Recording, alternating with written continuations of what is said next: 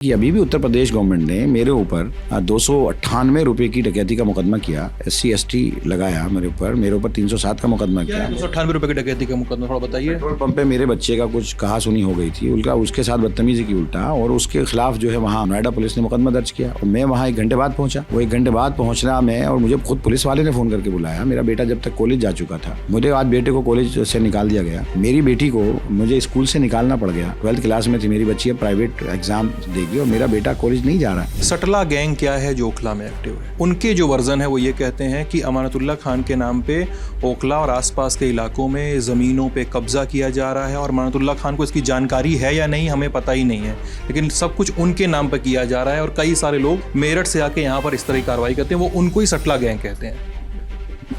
और आप ये बात जो है आप पुलिस से पूछ लें, लोकल पुलिस बता देगी आपको कि अमानतुल्लाह कितने गलत लोगों का साथ देता है, कितने का नहीं देता। तो मैं तो गलत, चाहे वो कहीं का भी करने वाला हो, वो गलत तो गलत होता है, और जो उसके खिलाफ हूँ मैं हमेशा खड़ा रहूँगा। और अगर ऐसी कोई जानकारी हो कि जहाँ मैंने किसी गलत का साथ दिया तो मुझे बताए कोई आदमी। आपने पुलिस से बात करने की बात कही और हम लोगों ने पुलिस से बात की, तो बोलिएगा कि उनसे कि वक्फ बोर्ड में क्या हुआ था, कि वक्फ बोर्ड में उन्होंने अपने लोगों को क्यों भरा। फिर वो कहते हैं अमानतुल्लाह खान का मतलब वर्जन भी है आपका, साल 2023 में आपका एक वर्जन भी आया था, 35 लोगों की भर्ती वक्फ बोर्ड में की गई।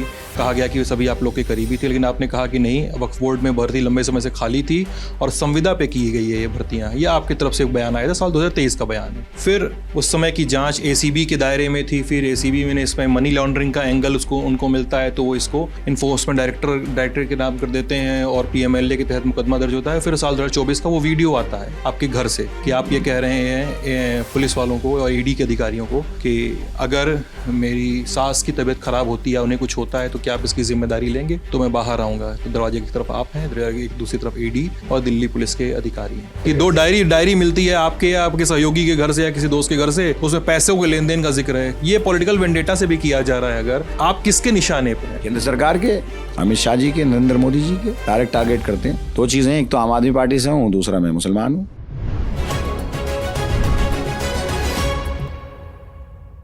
नमस्ते, मेरा नाम सिद्धांत है। ललन टॉप की चुनाव यात्रा इस समय दिल्ली की ओखला विधानसभा में है। ओखला जो बीते कई सालों से एक राजनीतिक बहस का केंद्र रहा है। साल 2020 में जब विधानसभा चुनाव होने थे, पिछले विधानसभा चुनाव, तो इसी इलाके में एक बड़ा प्रोटेस्ट हुआ, जिसको गूगल के कीवर्ड्स में शाहीन बाग का प्रोटेस्ट हुआ। मैम कुर्सी मत खिसकाइए, इंटरव्यू खराब होगा आपके नेता का।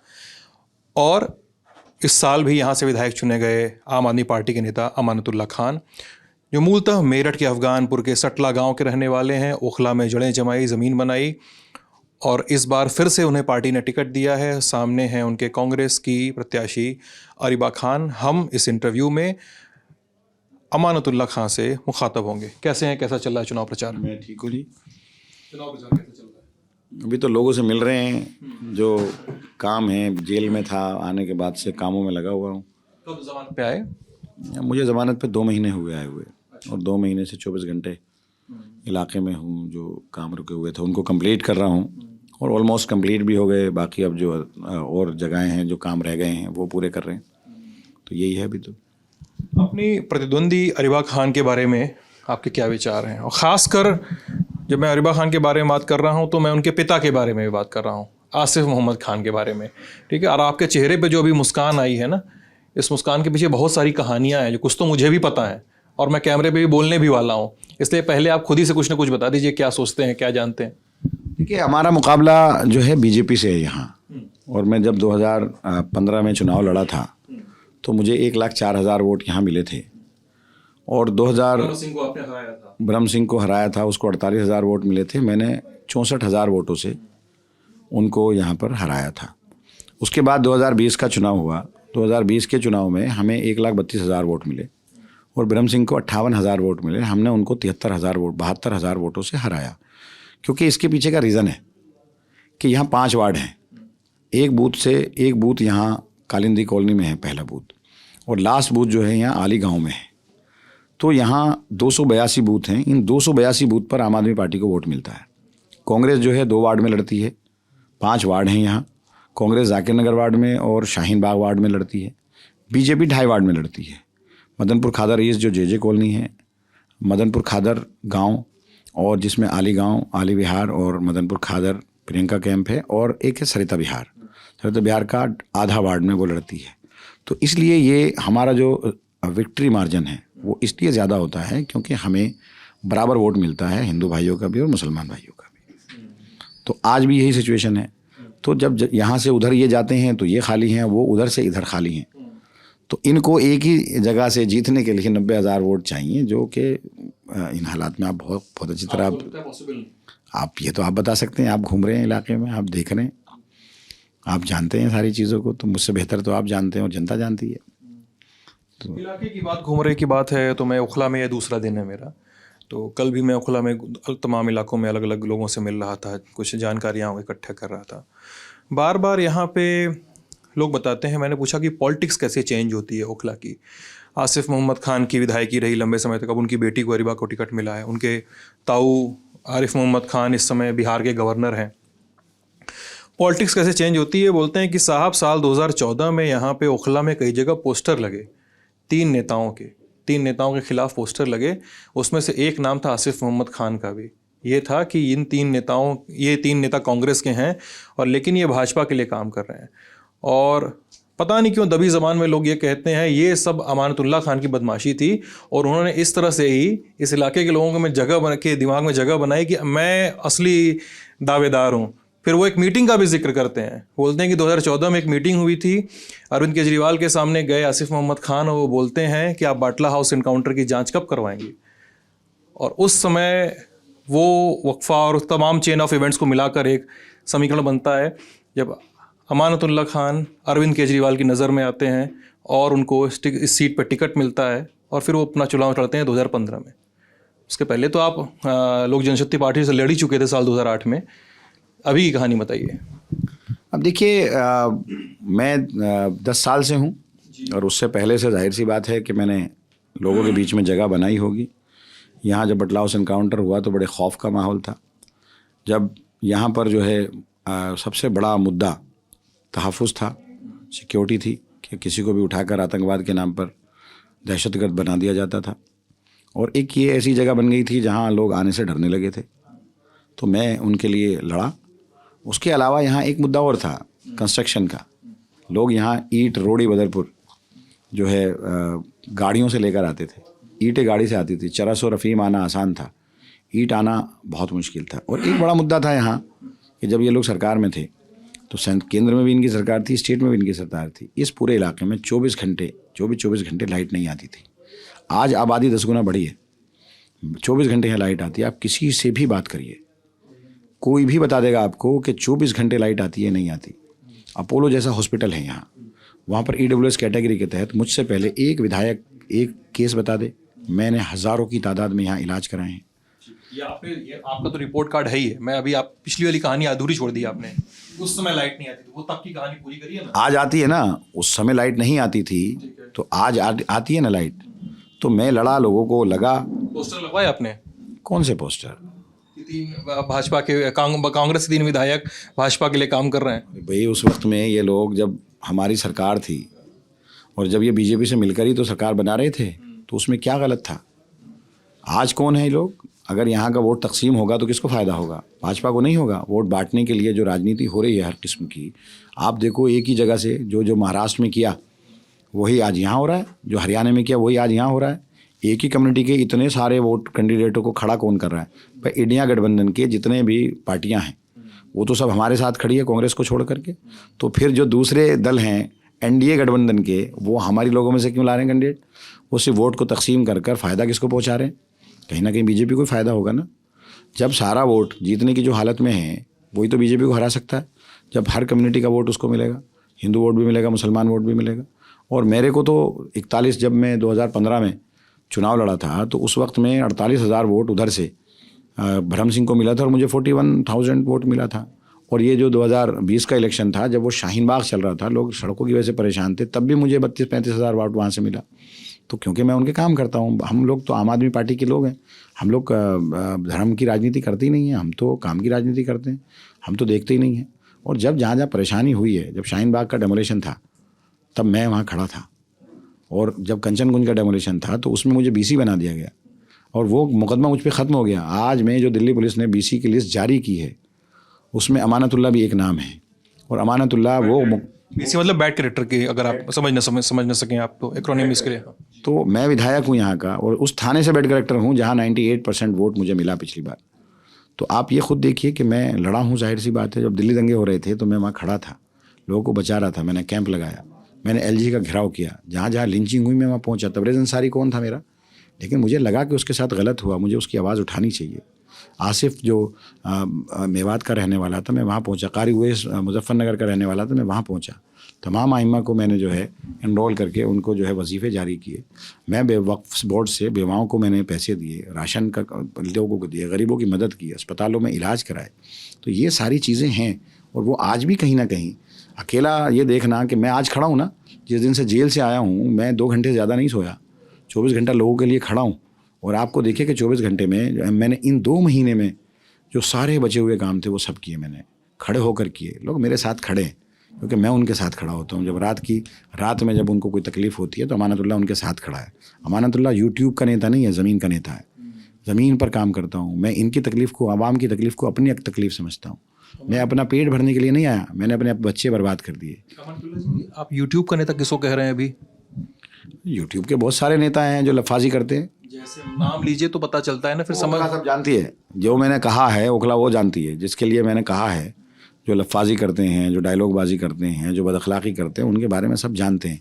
मेरे यहाँ जो भी आता है मैं सबकी सुनता हूँ, उनके लिए काम करता हूँ। अच्छा, चलिए 2020 के चुनाव की बात कर रहे थे आप अभी कि इतने रिकॉर्ड मार्जिन से आपकी जीत हुई थी। साल 2020 के चुनाव का नतीजा आया था तो एक शिकायत आई थी मेरठ में मौजूद, अफगानपुर में मौजूद आपके परिवार वालों ने शिकायत की थी कि आपकी जीत का जश्न यहाँ मनाया जा रहा था, वहाँ मनाया रहा था और पुलिस वालों ने परेशान किया था। कुछ परिजनों को शायद परिजनों के साथ ज़्यादती भी हुई थी, इस तरह के इल्ज़ाम लगे थे, मारा पीटा गया था। क्या हुआ था उस समय? वहाँ वो जश्न मना रहे थे, भाजपा वालों को वो हज़म नहीं हुआ क्योंकि वहाँ केंद्र की भाजपा की सरकार है, तो उनको हज़म नहीं हुआ, उनके साथ ज़्यादती की। अभी भी उत्तर प्रदेश गवर्नमेंट ने मेरे ऊपर 298 रुपये की डकैती का मुकदमा किया, SC ST लगाया मेरे ऊपर 307 का मुकदमा किया। 298 रुपये की डकैती का मुकदमा, थोड़ा बताइए। पेट्रोल पंप पे मेरे बच्चे का कुछ कहा सुनी हो गई थी, उसके साथ बदतमीजी की उल्टा, और उसके खिलाफ जो है वहाँ हरियाणा, उसके नोएडा पुलिस ने मुकदमा दर्ज किया। और मैं वहाँ 1 घंटे बाद पहुँचा। वो 1 घंटे बाद पहुँचना मैं, और मुझे खुद पुलिस वाले ने फ़ोन करके बुलाया। मेरा बेटा जब तक कॉलेज जा चुका था, मुझे आज बेटे को कॉलेज से निकाल दिया गया। मेरी बेटी को मुझे स्कूल से निकालना पड़ गया। 12th क्लास में थी मेरी बच्ची, अब प्राइवेट एग्ज़ाम देगी और मेरा बेटा कॉलेज नहीं जा रहा है। तो नोएडा पुलिस ने मेरे साथ 2 पेट्रोल पंप पे डकैती, 298 रुपये की डकैती डालने का मुकदमा मेरे ऊपर दर्ज था। मेरे इन्होंने वारंट कर दिए, वारंट के बाद मुझे जो है कुर्की के वारंट कर दिए। तो ये सब चीज़ें हुई हैं। और ईडी आए दिन मेरे घर पे खड़ी रहती थी, ACB आए दिन मेरे घर पे खड़ी रहती थी। ऐसा कोई वो नहीं है एजेंसी जिसने हमको टारगेट ना किया हो। और आज अगर आप देखोगे मेरे पे अभी भी 19 मुकदमे हैं करंट चल रहे, जो अभी मैंने एफिडेविट सबमिट किया। और मैं पता नहीं कहाँ से मुकदमे निकल आते हैं, मुझे पता ही नहीं लगता कब लग जाते हैं। लेकिन एक कहानी छोटी सी सुन लेते हैं सटला के रहने वाले उस लड़के की, जो कक्षा 12 में पढ़ के यहाँ कक्षा 12 की पढ़ाई यहाँ के करता है, जामिया में पढ़ाई एडमिशन लेता है लेकिन पढ़ाई छोड़ देता है, फिर पॉलिटिक्स में एंट्री हो जाती है उसकी, और फिर उसके साथ यार दोस्त भी सटला के रहने वाले जामिया में बस जाते हैं, इसी जामिया नगर में, ओखला के इलाके में बस जाते हैं।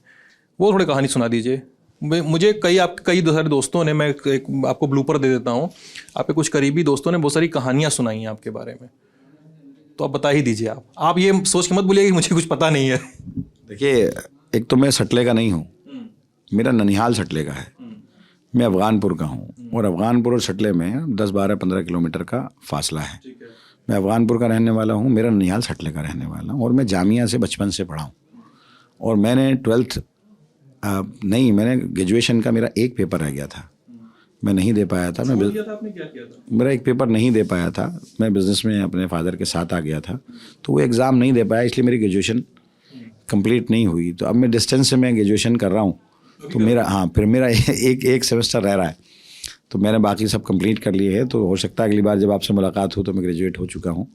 5 सेमेस्टर मैंने पास कर लिए हैं उसमें, और मैं अच्छा था पढ़ने में। मैं 12th तक मैंने साइंस से किया है, तो ऐसा नहीं है कि मैं अच्छा। और सारे मेरे घर में सारे लोग जो है इंजीनियर्स हैं सारे। मेरा बड़ा भाई M.Tech है स्ट्रक्चर से, मेरे छोटे भाई, और सारे ख़ानदान में मेरे सब पढ़े लिखे हैं। तो बस ज़माने से हम लोग यहाँ रहते हैं, आज से नहीं आए हम, बहुत पुराना बचपन से। मैं स्कूलिंग भी मेरी जामिया मिडिल स्कूल से है, जामिया मिडिल स्कूल से पढ़ा हूँ मैं, फिर सीनियर सेकेंडरी स्कूल से पढ़ा हूँ, और कॉलेज मेरा जामिया मिलिया इस्लामिया से है। तो मैं क्योंकि बिज़नेस में आ गया था, एक एग्ज़ाम में दे नहीं पाया था, इस वजह से मैं ग्रेजुएट नहीं, 12th पास लिखा जाता है, नहीं तो 3rd ईयर में किसी भी एक एग्ज़ाम मेरा रुका है। आप यहाँ के विधायक लंबे समय से क्षेत्र में जाते होंगे, लोगों से मिलते होंगे। मुझसे लोगों ने शिकायत की कि एक बार अगर अमानतुल्लाह खान से आपकी बातचीत हो तो पूछिएगा कि सटला गैंग क्या है जो ओखला में एक्टिव है। सटला गैंग के बारे में क्या बोलेंगे, क्योंकि उनके जो वर्जन है वो ये कहते हैं कि अमानतुल्लाह खान के नाम पे ओखला और आसपास के इलाकों में ज़मीनों पे कब्ज़ा किया जा रहा है और अमानतुल्लाह खान को इसकी जानकारी है या नहीं हमें पता ही नहीं है, लेकिन सब कुछ उनके नाम पर किया जा रहा है और कई सारे लोग मेरठ से आके यहाँ पर इस तरह की कार्रवाई करते हैं, वो उनको ही सटला गैंग कहते हैं। देखिए, जो भी लोग हैं वो किससे जुड़े हुए हैं ये पूरा ओखला जानता है। जो लोग यहाँ पर मेरे गैर मौजूदगी में, जब मैं नहीं था, जब मैं परेशान था या जेल में था, तो यहाँ बड़े सारे केस, बिल्डिंगों पर केस किए गए, डेमोलिशन कराए गए, तो वो लोग किससे जुड़े हैं सब जानते हैं। मुझे बताने की ज़रूरत नहीं है, लेकिन ये थोड़ा खुल के बताइए, अब तो चुनाव ही आ गया। कोई ज़रूरत नहीं है बताने की, ओखला की आवाम सब जानती है और मैं उनको इस लायक नहीं समझता कि मैं अपनी ज़ुबान से उनका नाम लूँ। लेकिन मैंने हमेशा लोगों के लिए खड़ा रहा। कब्ज़ा तो बहुत दूर की बात है, मैं तो 1 रुपया भी हराम खाना हराम मानता हूँ और कोई कब्ज़ा यहाँ नहीं करता, बहुत सुकून से लोग रहते हैं और हम सबके लिए खड़े हैं, चाहे वो कहीं का भी हो। अगर मेरा सगा भाई भी गलत करेगा तो मैं उसके साथ नहीं हूँ, मैं लोगों के साथ खड़ा हूँ जो मजलूम है, और यही मेरा रहा है उसूल। और मेरा पूरा घर, मेरा पूरा ख़ानदान, सब लोग हम हमेशा मजलूम के साथ रहे हैं और चाहे जुल्म करने वाला कोई भी हो, हम उसके साथ नहीं हैं। किसी एक जगह के लोगों को बदनाम करना ये भी ठीक नहीं है। जो गलत है वो गलत है और जो सही है वो सही है। हम हमेशा गलत के ख़िलाफ़ रहे हैं, सही के साथ रहे हैं और ये मेरा उसूल है। और आप ये बात जो है आप पुलिस से पूछ लें, लोकल पुलिस बता देगी आपको कि अमानतुल्लाह कितने गलत लोगों का साथ देता है, कितने का नहीं देता। तो मैं तो गलत, चाहे वो कहीं का भी करने वाला हो, वो गलत तो गलत होता है और जो उसके खिलाफ हूँ मैं हमेशा, और हमेशा खड़ा रहूँगा। और अगर ऐसी कोई जानकारी हो कि जहाँ मैंने किसी गलत का साथ दिया तो मुझे बताए कोई आदमी। आप सही कह रहे हैं। मैंने पुलिस से आप बात की, मैंने पुलिस से, आपने पुलिस से बात करने की बात कही और हम लोगों ने पुलिस से बात की, तो बोलिएगा कि उनसे कि वक्फ बोर्ड में क्या हुआ था, कि वक्फ बोर्ड में उन्होंने अपने लोगों को क्यों भरा। फिर वो कहते हैं, अमानतुल्लाह खान का मतलब वर्जन भी है आपका, साल 2023 में आपका एक वर्जन भी आया था कि जो 35 लोगों की भर्ती वक्फ बोर्ड में की गई, कहा गया कि सभी आप लोग के करीबी थे, लेकिन आपने कहा कि नहीं, वक्फ बोर्ड में भर्ती लंबे समय से खाली थी और संविदा पे की गई है ये भर्तियाँ। ये आपकी तरफ से एक बयान आया था, साल 2023 का बयान है। फिर उस समय की जांच एसीबी के दायरे में थी, फिर एसीबी में इसमें मनी लॉन्ड्रिंग का एंगल उनको मिलता है, तो वो इसको इन्फोर्समेंट डायरेक्टर के नाम कर देते हैं और पीएमएलए के तहत मुकदमा दर्ज होता है। फिर साल 2024 का वो वीडियो आता है आपके घर से कि आप ये कह रहे हैं पुलिस वालों को और ईडी के अधिकारियों को कि अगर मेरी सास की तबीयत ख़राब होती है, उन्हें कुछ होता है, तो क्या आप इसकी जिम्मेदारी लेंगे, तो मैं बाहर आऊँगा। तो दरवाजे की तरफ आप हैं, दरवाजे की दूसरी तरफ ईडी और दिल्ली पुलिस के अधिकारी हैं। क्या है वक्फ बोर्ड का पूरा मामला जिसको लेकर अमानतुल्लाह खान को जेल हुई है और वो अभी ज़मानत पे बाहर आए हैं, मतलब हिरासत में लिए गए थे और अभी ज़मानत पे बाहर हैं, वो मुद्दा क्या है? मुझे पता है आप ये भी कह सकते हैं कि मामला सब जुडिस है तो मैं कुछ कह नहीं सकता, लेकिन जवाब दरकार है। बस एक आध सवाल और, इसके बाद मैं इंटरव्यू रैप करूँगा। साहब मैं पूरा बोलूँगा। 2016 में एक FIR होती है कि दिल्ली वक्फ बोर्ड में भर्तियां हुई और उसमें इरेगुलरिटीज़ अपनाया गया। उसमें करप्शन के चार्जेस नहीं हैं, इरेगुलरिटीज़ हैं। और इरेगुलरिटीज़ किसने की? उसमें अमानतुल्लाह ने इरेगुलरिटीज़ नहीं की और ना वहाँ हुई। कॉन्ट्रैक्ट बेस पे वहाँ जगहें खाली थी, रिक्वायरमेंट थी, कॉन्ट्रैक्ट बेस पे लोगों को रखा गया और उसमें एक रिक्रूटमेंट कमेटी बनाई गई जो वक्फ बोर्ड ने बनाई। रिक्रूटमेंट कमेटी का मैं चेयरमैन नहीं हूँ, एक मेंबर चेयरमैन थे। उन्होंने उनकी काबिलियत की बुनियाद पर सबको रखा। फिर उनको बोर्ड में एक लिस्ट बनी कि ये मार्क्स हैं इनके, इनको बोर्ड में लिस्ट रखी। बोर्ड ने लोगों को रखा, मैंने नहीं रखा। अब उन सब लोगों को जिनको रखा गया, CBI ने सबसे पूछताछ की, किसी एक आदमी ने ये नहीं कहा कि हमसे पैसे लिए गए। ACB ने सबसे पूछताछ की, किसी एक ने ये नहीं कहा कि हमसे पैसे लिए गए। ED ने पूछताछ की, किसी एक ने नहीं ये कहा कि हमसे पैसे लिए गए। और जहाँ तक किराएदारी का मसला है, तो CBI की चार्जशीट में, फाइनल रिपोर्ट में ये लिखा है चार्जशीट में कि ये एडमिनिस्ट्रेटिव काम है। ये काम जो है किराएदारी एडमिनिस्ट्रेशन का काम है, इससे चेयरमैन का कोई लेना देना नहीं है। और हमने इनकम को बढ़ाया है। ये ACB की जो है मेरी ज़मानत में है। तो कहाँ से 100 करोड़ की बात आ गई ED के अंदर, मुझे नहीं पता।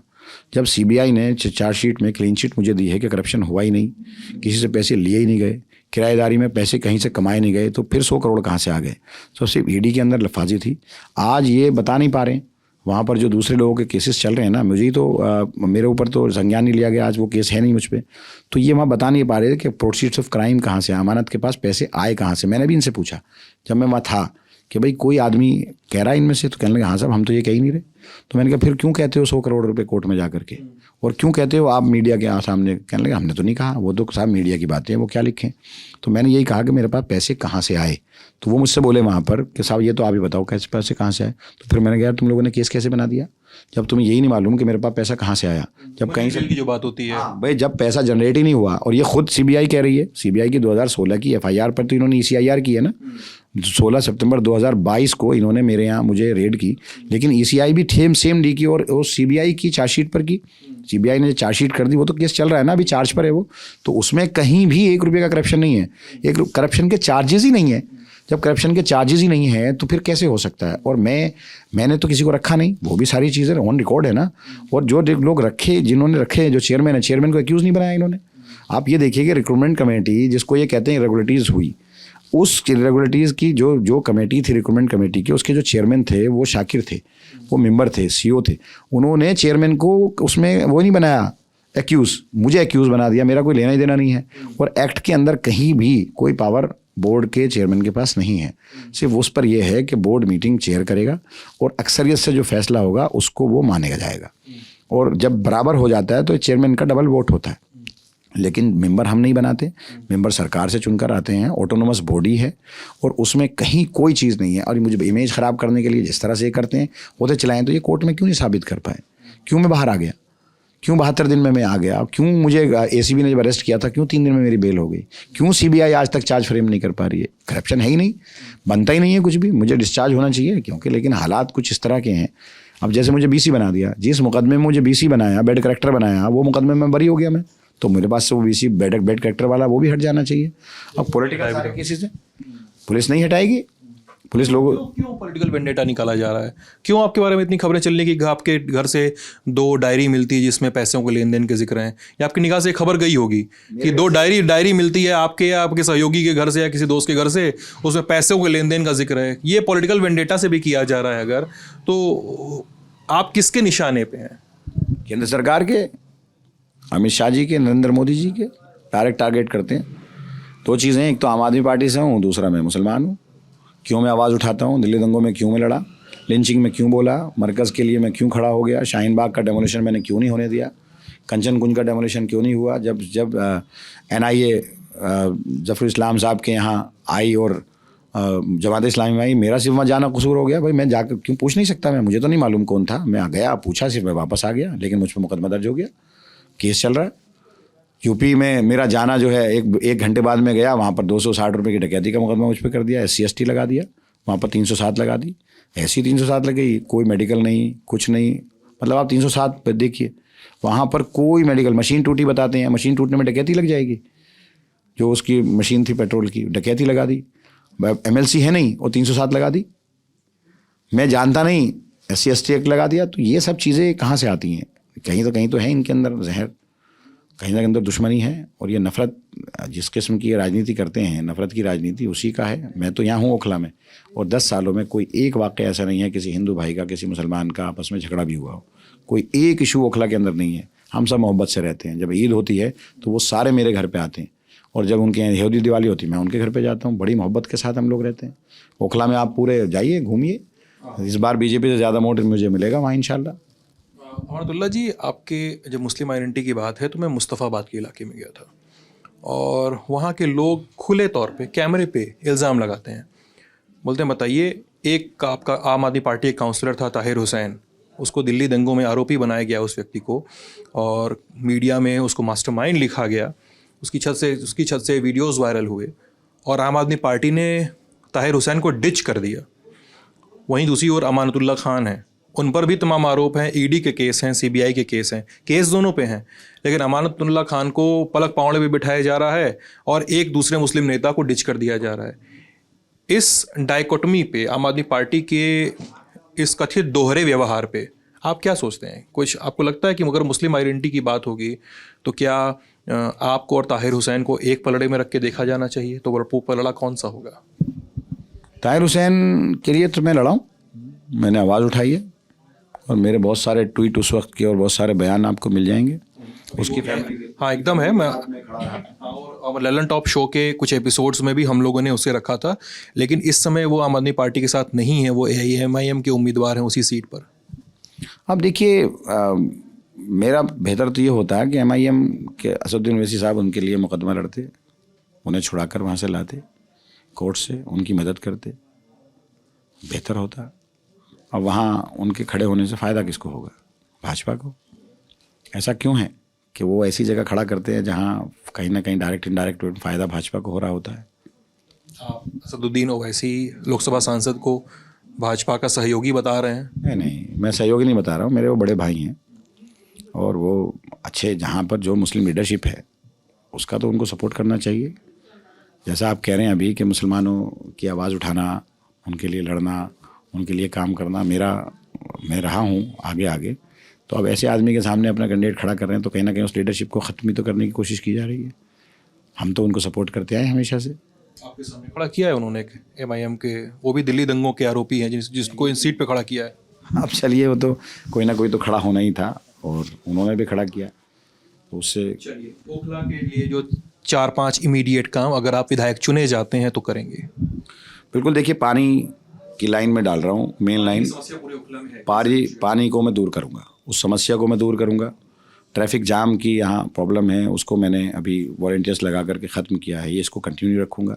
सफाई निज़ाम को मैं ठीक करूँगा, अगर ये पार्षद करते हैं ठीक है, नहीं तो मैं अपने तौर से अभी भी मैं कर रहा हूँ, इसको मैं ठीक करूँगा। मेरे SPS चल जाएंगे अभी, क्योंकि अभी SPS नहीं चल रहा, बटलाउस SPS जो धोबी घाट का वो नहीं चल रहा है, तो सीवर की कुछ प्रॉब्लम है। हमने सीवर सब डाल दिया है, सड़कें बना दी हैं, लेकिन क्योंकि ओवरफ्लो हो रहा है अभी, क्योंकि SPS चालू नहीं है, तो उसको SPS को जितनी जल्दी हो सकता है 1 महीने के अंदर अंदर हम उसको यकीनी बनाएंगे कि वहाँ वो चालू हो जाए और सीवर की जहाँ भी प्रॉब्लम है वो हम ख़त्म करें और एक गली एक सड़क हमको बनाना है, पूरे इलाके को क्लीन रखना है। अस्पताल जो हमने बनाया है सरिता बिहार के अंदर उसको चालू करना है और कुछ स्कूल्स की कमी है तो जगह तलाश करके, जहाँ भी न्यू फ्रेंड्स कॉलोनी में हो जगह, या जसोला के अंदर हो, या मदनपुर खादर में हो, या सरिता बिहार के एरिया में जहाँ हमें जगह मिलेगी, जहाँ पर भी हमें अवेलेबिलिटी होगी जगह की, वहाँ हम बनाएंगे। और एक जच्चा बच्चा के यहाँ पर अस्पताल की रिक्वायरमेंट है, तो मैं इस डिस्पेंसरी की जगह में TDA वालों से मैंने बात की थी कि वो दे दें, वो हम बना रहे हैं। और एक बाईपास धोबी घाट से लेकर के खिदराबाद तक एक बाईपास रोड है जो मैंने टेंडर किया हुआ है, उसको मुझे हर हालत में बनाना है। और कहीं ना कहीं रोड जो आउटर में है, क्योंकि आबादी बहुत ज़्यादा है, अब इस आबादी को मैनेज करने के लिए और इस इलाके को ठीक रखने के लिए जो भी बेहतर कदम हमसे उठाया जा सकता है, कम्युनिटी से मिल करके, RWS से मिल करके, वो हम करेंगे। और सिक्योरिटी और नशे से हमारे इलाके को किस तरह से निजात मिले, सिक्योरिटी बेहतर हो सके और नशे पर हम किस तरह से काबू पा सकें, अपने बच्चों को बचा सकें, वो मेरी कोशिश होगी कि मैं उस पर काम करूँ। चलिए, चुनाव के लिए बहुत सारी शुभकामनाएं आपको। अमानतुल्लाह खान के साथ बातचीत आप ललन टॉप पे देख रहे थे, मैं हूँ सिद्धांत, कैमरे के पीछे विजय। बने रहिएगा हमारे साथ, बहुत बहुत शुक्रिया।